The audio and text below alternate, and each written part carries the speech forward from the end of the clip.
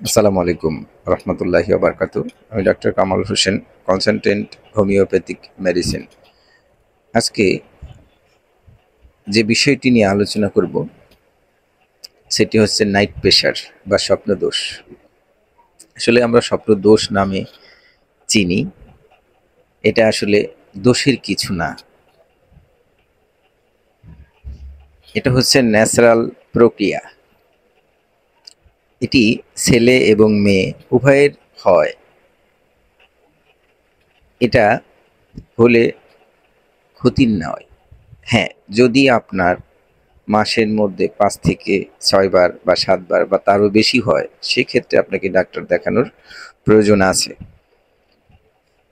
আপনি হোমিওপ্যাথিক ওষুধ খান, ভালো হয়ে যাবে, সুস্থ হয়ে যাবেন।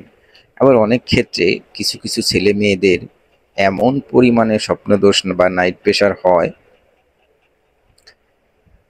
একদম সিটকা হয়ে গিয়েছে, চোখে মুখে চোখের নিচে কালি পড়ে গিয়েছে, চেহারায় বুড়ো মানুষের ছাপ পড়ে গিয়েছে। অবশ্যই আমি বলবো একজন অভিজ্ঞ ডাক্তার দেখান বা একজন হোমিওপ্যাথিক ডাক্তার দেখান। আমিও দেখি এসব রোগী, অনেক দেখেছি। সেই আজকে ১৫-২০ বছর যাবৎ দেখতে দেখতে এই পর্যন্ত হয়ে আসছে। এখনও দেখছি, ভবিষ্যতে আল্লাহ বাঁচায় রাখলে আরও দেখব। ভালো হয়ে যায়, এটা নিয়ে টেনশন করার কিছু নাই, দুশ্চিন্তা করার কিছু নাই। আপনারা সবাই ভালো থাকবেন। এরকম যাদের হয় তারা একটু রাতের খাবারটা ৮:৩০ থেকে ৯টার মধ্যে খেয়ে নিবেন।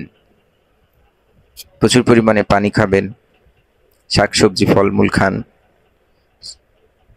৮ থেকে ৯ ঘন্টা আপনাকে ঘুমাইতে হবে, তাহলে ঠিক হয়ে যাবে। কথার মাঝে ভুল ত্রুটি হলে ক্ষমা সুন্দর দৃষ্টিতে দেখবেন। নিয়মিত নামাজ আদায় করবেন।